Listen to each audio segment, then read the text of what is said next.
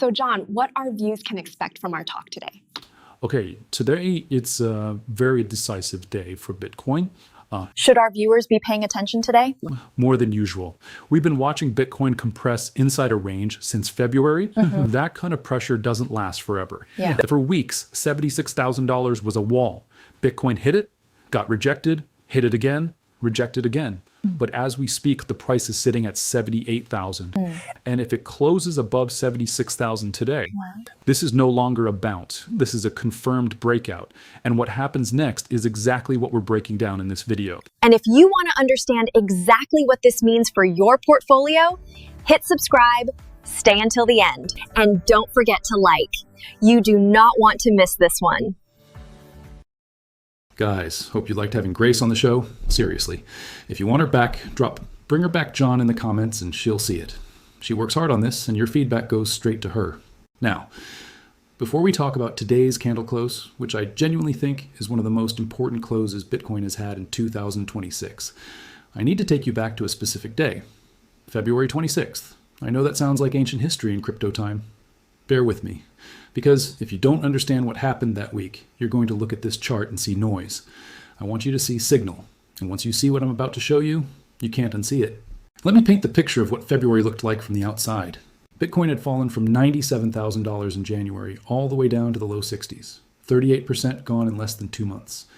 The Fear and Greed Index, a tool that aggregates sentiment across social media, search trends, and market volatility, hit a reading of 5 on February 6th.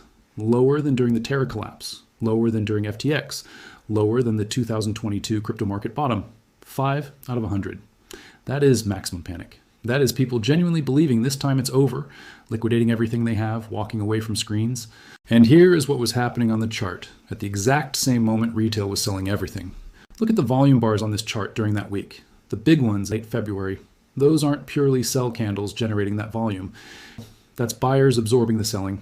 For every person who hits the sell button in panic, someone else has to hit the buy button. Every Bitcoin that someone panics out of has to go somewhere. Those oversized volume bars in the February lows, that's where it went. Into hands that weren't panicking, into hands with a completely different time horizon.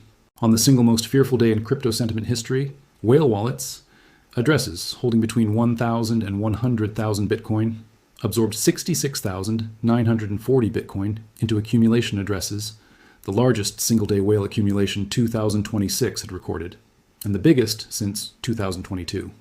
In a single week, during that same period, addresses holding more than 1,000 Bitcoin increased their total balances by over 53,000 BTC. That's roughly $3.5 billion worth of Bitcoin moving from retail wallets into large institutional accumulation addresses in 1 week, while everyone on social media was screaming the market was going to zero. Then February 25th happens. $506.5 million flows into U.S. spot Bitcoin ETFs in a single trading session, reversing 5 consecutive weeks of outflows that had totaled roughly $3.8 billion. The highest single-day inflow in 3 weeks. BlackRock alone pulled in $297.4 million of that, about 4,300 Bitcoin worth of demand from a single institution in one session, pushing its cumulative historical inflows past $61 billion. And it wasn't just BlackRock. Fidelity, Bitwise, ARK 21 shares, and even Grayscale, which had been bleeding outflows for weeks, all recorded positive flows on the same day. Every major issuer, same day, when retail was most scared. The coordination is the story, not the price action, not the candles. The fact that $500 million moved in a single session, broad-based across every issuer, while sentiment was at historic lows, that tells you something no indicator on a chart will tell you directly. It tells you who was on the other side of the fear trade. And understanding why they were there requires understanding a problem that every large institution faces that retail traders never think about. Here's the concept I want you to carry through the rest of this video, because it reframes everything you're looking at. When you want to buy Bitcoin, you open an app and buy $500, $5,000, $50,000, whatever you have. Done in seconds. The price barely notices you. But when you're managing $100 billion and you want to allocate even 0.5% of that to Bitcoin, you cannot do this. The moment you start buying at that scale, your own demand moves the price against you. You're buying the first 1,000 Bitcoin, and the price is at 65,000. By the time you've bought 10,000 Bitcoin, the price has moved to 70,000 because your own buying pressure drove it there. You've paid yourself progressively more for every coin you bought just by buying. This is the fundamental problem of large capital and thin markets. It's not unique to Bitcoin. It applies to any asset where the position size you need to build is large relative to the daily trading volume. And it has a direct implication for how institutional accumulation actually looks in practice. They don't buy all at once. They can't. Instead, they distribute purchases over time, weeks, months, buying small amounts daily, averaging into a position across a wide price range. They prefer to buy into weakness rather than strength because weakness means less competition from other buyers and less immediate price impact from their own orders. They look for moments when retail sentiment is negative enough that there are consistent sellers willing to part with coins at prices they consider attractive. Maximum fear is not a warning sign to them. It is an operational opportunity. This pattern has repeated in every Bitcoin cycle. Before the rally from the 2022 low of 15,500 to the 69,000 high in 2024, on-chain data showed consistent whale accumulation for months at prices between 15 and 25,000, while retail was convinced Bitcoin was dying. Before the move from 30,000 to 97,000 in late 2024 and 2025, the same pattern, months of quiet accumulation in the range, large volume bars on candles that didn't move much, exchange balances declining as coins moved into cold storage and institutional custody. February 2026 is that same pattern playing out again. The Glassnode accumulation trend score, a metric that measures coordinated buying across different wallet sizes, climbed to 0.68 in early February, indicating systematic buying across cohorts, not isolated purchases by one or two whales. The Coinbase Premium Index, which measures whether large US-based buyers are paying above or below the global average price, turned positive for the first time after 40 consecutive days in negative territory during that same week. 40 days of institutions paying below average for Bitcoin. Then, the week of February 23rd, they started paying above average. That's the signal the accumulation campaign shifted from passive to active, from quietly absorbing supply to actively pursuing it. 506 million in one day is them not being quiet enough. It's the moment the campaign becomes visible in the public data. If you've made it this far, seriously, thank you. Most people who clicked this video are already gone. They wanted a price prediction in the first 30 seconds, and when they didn't get one, they left. You stayed because you wanted the actual framework behind the chart, not just a number to chase. Drop your city, the weather outside your window, and the time of day in the comments right now. I genuinely read every single one. It tells me more about who this audience is than any analytics dashboard. Subscribe if you haven't yet. Hit the like button. It's how the algorithm decides whether to show this to someone else who needs it. Thank you. Now let's keep going. Now let's talk about who was specifically doing this buying, because the identities matter more than most commentary acknowledges. BlackRock's iShares, Bitcoin Trust, IBIT, grew from about 304,000 Bitcoins shortly after its January 2024 launch to more than 757,000 Bitcoin by February 2026. That's a single fund built by the world's largest asset manager in roughly 2 years. According to BlackRock's digital assets head Robert Mitchnick, IBIT's investors are disproportionately long-term buy and hold investors, not traders, not speculators. Pension funds allocating a slice of a retirement portfolio, university endowments diversifying, sovereign wealth funds taking a position in an emerging monetary asset. People whose investment horizon is measured in years and decades, not hours and days.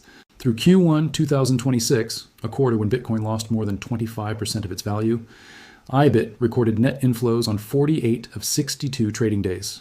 48 out of 62 through a 25% quarterly drawdown. They didn't flinch. They didn't call an emergency meeting and reverse course.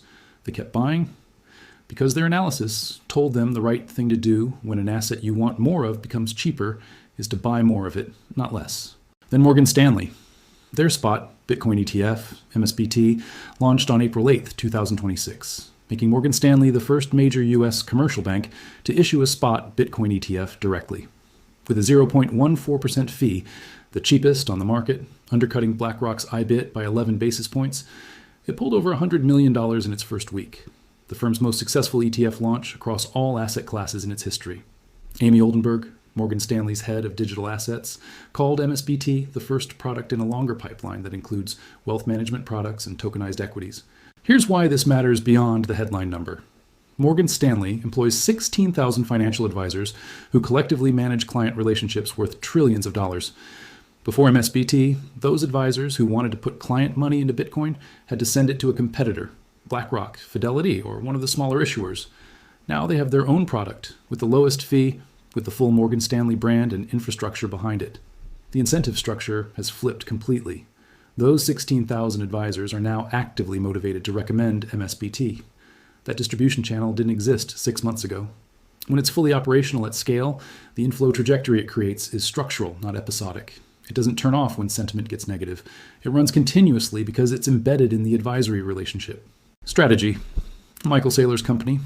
As of April 12th, 2026, Strategy held 780,897 Bitcoin, accumulated for $59 billion at an average cost of $75,577 per coin. That's not a portfolio allocation. That's a corporate identity. Strategy doesn't make software anymore in any meaningful sense. It exists to hold Bitcoin and to develop financial instruments that allow other capital to follow it into Bitcoin. Last week alone, Strategy bought 13,927 Bitcoin for approximately $1 billion at an average price of $71,902. Their average cost is $75,577. They are buying below their own average cost, deliberately, systematically, with SEC disclosure on every purchase. Think about what it actually takes to make that decision. Saylor has to defend every allocation to institutional shareholders on quarterly earnings calls. He has a board of directors. He has analysts covering the stock. He has a preferred stock structure, STRC, paying 11.5% annual dividends, which means the entire corporate model only stays solvent if Bitcoin appreciates enough to justify that cost of capital. He's not indifferent to the outcome. He cannot afford to be wrong. The entire company is structured around Bitcoin being worth more in the future than it is today. When that person buys $1 billion below his existing average cost, he is not speculating. He is executing a financial model that has been audited, disclosed, and stress-tested against every scenario his team could model. Metaplanet, the Japanese company, Asia's answer to Strategy. In early April, they acquired 5,075 Bitcoin to reach 40,177 BTC total, leapfrogging Mara Holdings for third place among all corporate Bitcoin holders globally. They've publicly committed to accumulating 1% of Bitcoin's total fixed supply by 2027. 1% of 21 million coins from a single Japanese company, funded through zero-interest bonds that Japanese institutional investors are fully subscribing. Think about that for a moment. Institutions are lending money at zero interest specifically to fund Bitcoin accumulation. They consider the return on helping Metaplanet buy Bitcoin to be better than earning interest on the loan. That's the conviction level we're talking about in this market right now. And it's not just these names. By March 2026, approximately 193 public firms collectively held over 1,138,000 Bitcoin, more than 5.4% of the total supply, up from only 74 companies in 2024. Bitwise projects that US-listed Bitcoin ETFs alone could purchase more than 100% of all new Bitcoin issuance in 2026. The post-halving daily issuance is roughly 450 Bitcoin per day, about 164,000 per year. ETFs potentially absorbing more than 100% of annual new supply, with corporate treasury accumulation adding demand on top of that. This combination has never existed in Bitcoin's 17-year history. Now look at the chart with all of that context in your head. From the February low at $62,945 to today, the price has been making higher lows. Every pullback stops higher than the last. That's not random. That's buyers stepping in at progressively higher prices, which tells you the demand isn't fading between bounces. It's there, it's consistent, and it's willing to pay more each time the price dips. Simultaneously, the price keeps pressing against a declining resistance line, a series of lower highs connecting the January peak and every subsequent bounce attempt, higher lows converging with lower highs, two lines squeezing toward each other. That compression always resolves. Price physically cannot stay between two converging lines forever. The question is always which side breaks first. And the context we've just built tells you which side has the heavier hand. The specific levels that matter on this chart, and why they matter, $62,945. The February floor. The point where maximum retail panic coincided with maximum institutional buying. The reason this specific low matters, and not just any prior low, is that it was created by a specific event, the culmination of 5 weeks of fear-driven selling, validated by on-chain whale absorption data, and the $500 million ETF inflow reversal that immediately followed. It's not just a price. It's the footprint of a battle that the buyers won. If price returns here and breaks below on a sustained daily close, that means the buyers who won that battle have changed their minds or been overwhelmed. The bull case fails. $69,214. First meaningful resistance above the range. People who bought at $70,000 and above during the October to January bull market and held through the crash are waiting here. They are not long-term believers necessarily. They are people who watch their position go from profit to loss and back toward break-even, and the moment they can exit flat or slightly positive, many of them will. This supply needs to be absorbed before the price moves freely above it. Watch what the candles look like as price approaches this zone. If they start getting shorter and volume picks up, that's supply being offered. If price glides through on moderate volume, that supply is already gone. $76,266. This is the level, the boundary between the accumulation range and the beginning of what the chart could look like on the other side. This is the level that has rejected the price 6 or 7 times over the past 6 weeks. Every time Bitcoin approached it, sellers showed up with enough force to push it back down. Today's candle is closing above it. That matters. But let me explain the mechanics of why this specific level is so significant, and not just another round number. When a price level rejects you repeatedly, especially 5, 6, 7 times, it accumulates a specific kind of significance. Every trader who tried to buy the breakout and got rejected moved their stop loss or gave up. Every trader who sold the level profitably remembers it and plans to do it again. The level becomes psychologically loaded on both sides. Breaking it with a daily close, which is the highest conviction signal in daily chart analysis, means the sellers who defended it are either exhausted, have covered their shorts, or have been absorbed by buyers willing to pay the price. A close above it isn't just a technical event, it's a statement of who won a 6-week battle for control of that specific price. $77,540. This was major support during the October 2025 bull run before the crash. Support that breaks becomes resistance, and resistance that breaks becomes support. If today's close above 76,000 is confirmed over the next few sessions, the next test becomes whether 77,500 acts as a launching pad or a ceiling. Daily closes above it extend the bull case. Rejection here creates a potential double top structure that bears will point to. $86,452. The next major resistance zone above, the area where the significant rejection occurred during the February recovery attempt, and the level that marks the boundary of the current bearish macro structure. A sustained move above this level changes the entire narrative from recovery to resumption of trend. Now, why does today's candle close specifically matter more than the intraday high or the volume?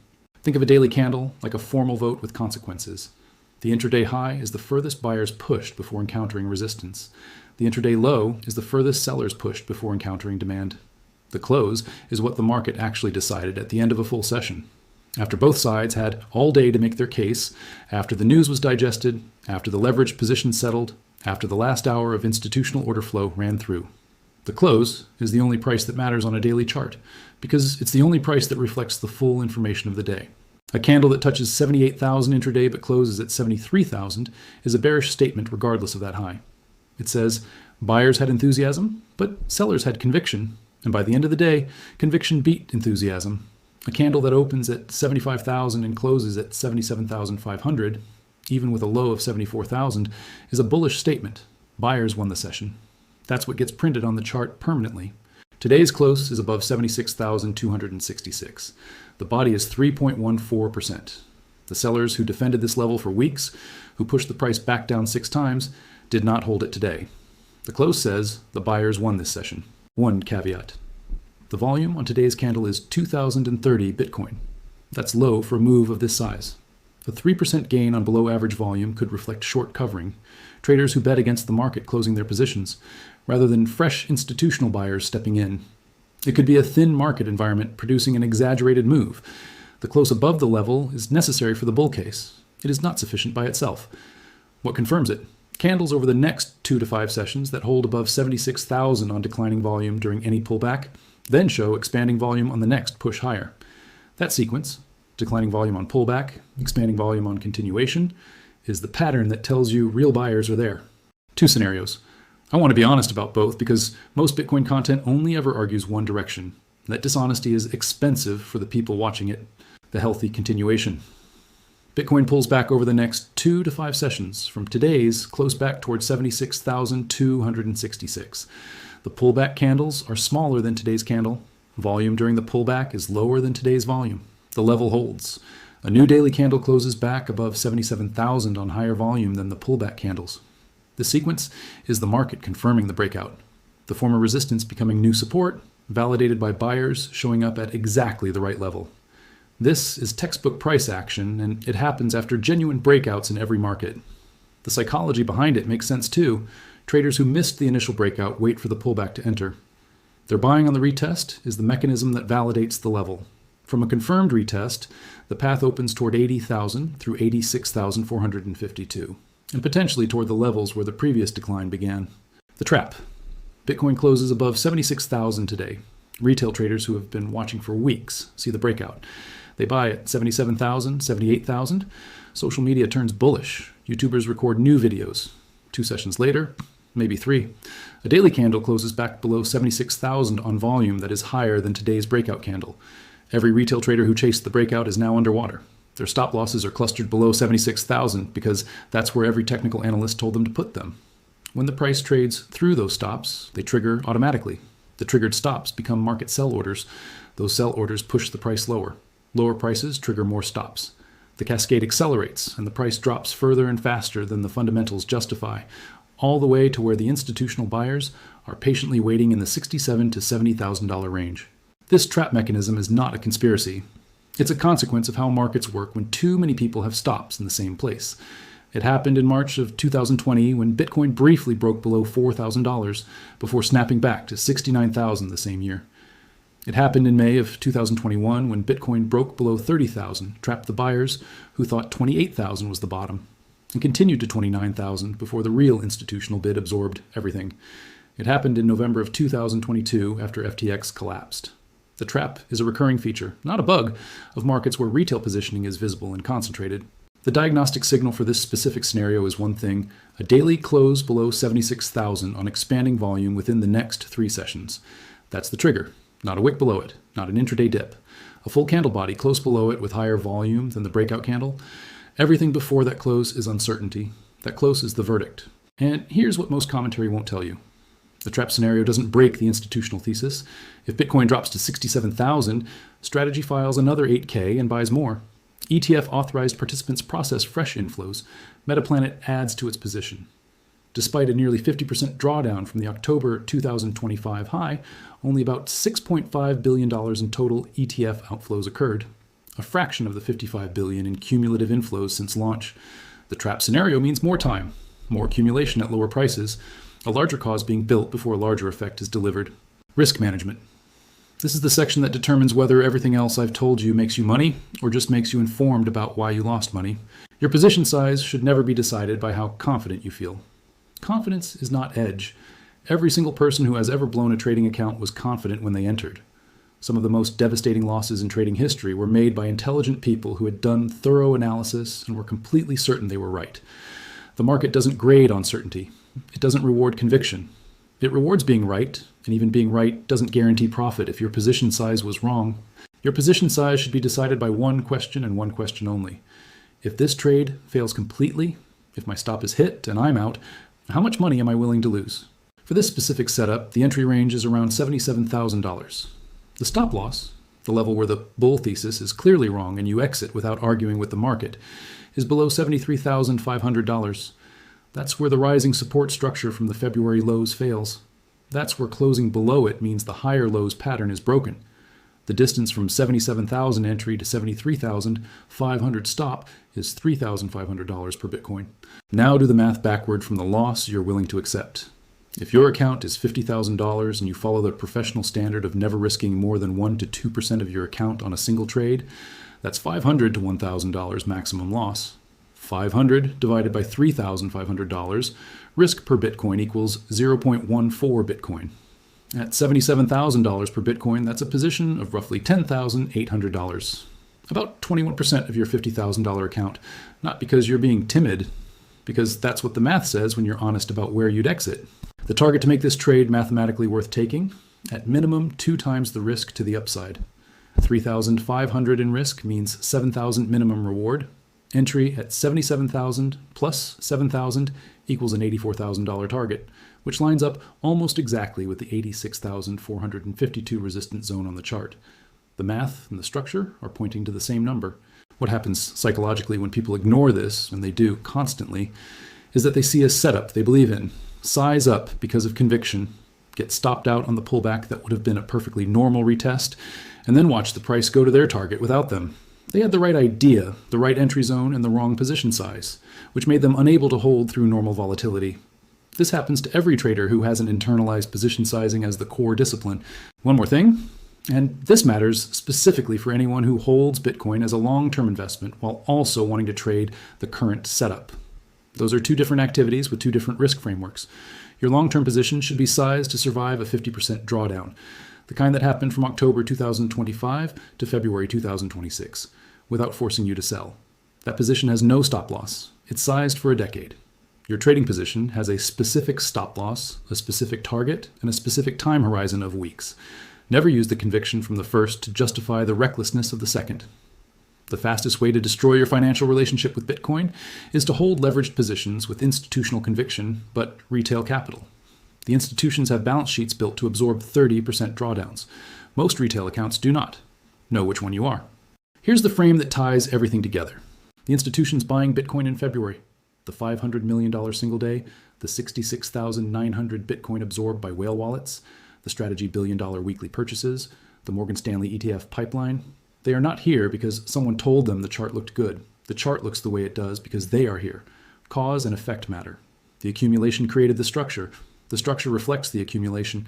Their collective thesis comes down to two things that don't require being a Bitcoin believer to understand. The first is supply. Post-halving daily Bitcoin issuance is 450 coins. ETFs alone, at their 2025 pace, could absorb more than 100% of that annual new supply. Corporate treasuries are adding demand on top.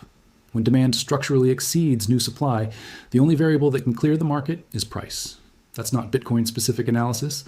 That's basic economics applied to an asset with a mathematically fixed maximum supply. The second is monetary policy. The Federal Reserve is holding rates at 3.50 to 3.75%. Inflation has moderated but not collapsed. The yield curve, which inverted before every recession of the last 40 years, is watching a timeline where rate normalization, the Fed moving back toward a more neutral stance, is a late 2026 or 2027 event. When rates come down, capital that has been sitting in money markets and short duration bonds earning 4% needs somewhere to go. The asset class, with the deepest institutional ownership structure, the most regulated investment vehicles, the most transparent supply schedule, and the strongest performance over 5-year periods relative to every alternative, is positioned to receive disproportionate flows when that rotation happens. Strategy's $59 billion position at an average cost of $75,577 is currently near break-even, and they bought $1 billion more last week at $71,900. They are not buying for the next candle. They're not buying for the next quarter. They're building a treasury that they intend to hold through multiple monetary cycles, and they have the legal structure, the board approval, the capital instruments, and the public disclosure requirements to make that commitment credible in a way that a retail investor simply cannot replicate. Watch the volume on the next 3 daily closes. Watch whether 76,000 holds or fails on the first pullback. Watch the public ETF flow data each morning. It's free, it's updated daily, and it tells you in real dollars whether the institutional bid is strengthening or pausing. Don't trust analysis about what institutions might do. Watch what they actually do. The data is there. Today's candle matters. Next week's close matters more. What this chart looks like in December is what they are building toward. You made it to the end. I'm not going to be casual about that. Genuinely, the people who are still here right now represent maybe 5 to 8% of everyone who clicked on this video. That is not an exaggeration. Most viewers made a decision in the first minute. You stayed through the February accumulation data, through the institutional breakdown, through the chart levels, through 2 full scenarios, through the risk management section, and through the macro frame. That's 40 minutes of attention in a world that doesn't give 40 minutes to anything. That tells me you're not here to be entertained by a price prediction. You want to actually understand how this market works. You want the framework, not the forecast. That kind of viewer is exactly why this channel exists and exactly who it will keep serving. Now, here's your code for today. And I mean it when I say there's no wrong answer. If you watch this and you're bullish, if you think the 76,000 level holds, the institutions are right, and this close is the beginning of the next move, comment, I see the bulls. If you watch this and you're skeptical, if you think this is a trap, the close fails in the next 3 sessions, and price returns below 76,000 before it goes sustainably higher. Comment, I see the bears. Both views are valid. Both have data behind them. I genuinely want to see where this audience stands. Not because I'll trade the result, but because the distribution of conviction in a room like this is itself information. If this video gave you a framework you're going to carry forward, not just for this Bitcoin setup, but for how you read any chart going forward, please share it with one person, not for the algorithm, because someone you know is making decisions about this market right now without any of this context. Give them the video. See you in the next one.